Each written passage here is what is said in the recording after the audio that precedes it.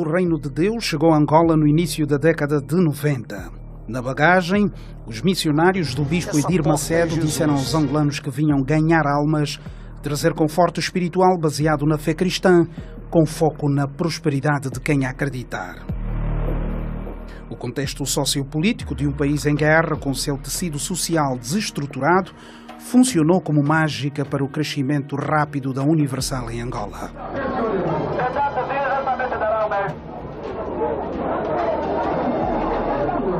Nos templos, pastores angolanos pregavam como brasileiros, mas escondiam histórias de uma vivência de discriminação racial e de evasão de divisas sem precedentes.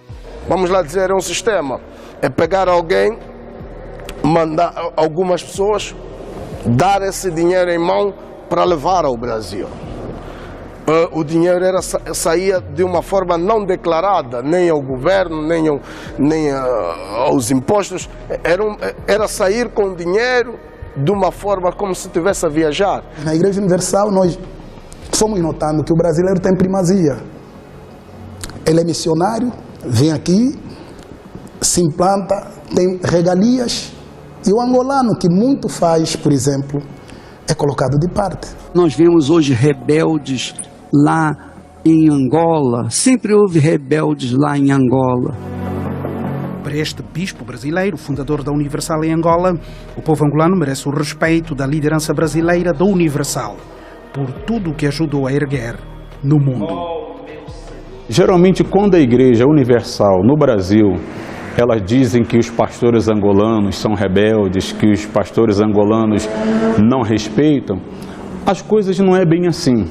Eu, por exemplo, eu sofri muita represália da Igreja Universal porque eu era a favor dos angolanos, devido à forma que eles aceitaram a Igreja quando chegou aqui. Porque se hoje está acontecendo esses conflitos na Igreja Universal, não são os pastores angolanos que são os culpados. O bispo Fellner Batalha apresenta as razões do manifesto que culminou com a divisão da Igreja. Eu entendo isso como um grito de liberdade dos pastores e das esposas. Porque ao longo de muitos bons anos, os pastores e as esposas angolanas estavam a sofrer calados. Estas mulheres de expressão sofrida são todas esposas de pastores da Universal.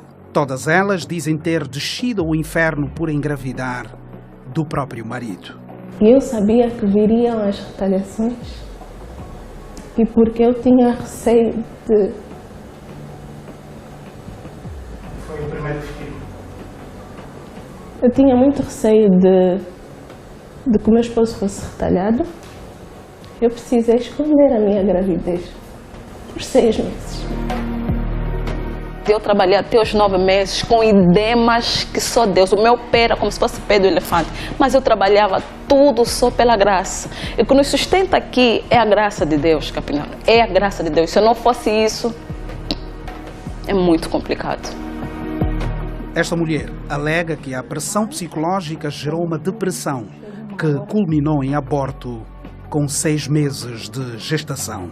Quando eu perdi a minha bebê, eu não sentia a dor da perca. Aquela dor que as mães sentem por perder o filho. Eu senti o alívio. Eu não senti dor. Eu senti o alívio porque era muito, muito, muito sofrimento. Eu não consegui chorar a perca da minha filha. Tanto que a doutora depois queria que eu visse. Eu nem quis ver. Era como se perder aquele bebê era uma liberdade para mim. Quem viveu o mesmo drama, mas teve final diferente, é a esposa do pastor Nilton. Escondi a minha gravidez por medo, no caso, que falasse a liderança, porque eu sabia que eu ia ser castigada. Eu fiquei quase 8 meses só a esconder, vestia roupas um pouquinho maior do que o meu tamanho para poder esconder a barriga.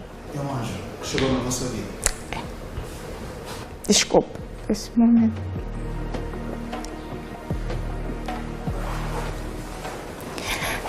Mas é uma bênção. Eu dou graças a Deus. Grande parte das esposas de pastores angolanos padece de problemas na coluna vertebral, resultante do que elas chamam de trabalho forçado nas catedrais da Universal. O problema de saúde agravou e neste momento eu estou a fazer de novo 15 sessões de fisioterapias. 15 sessões.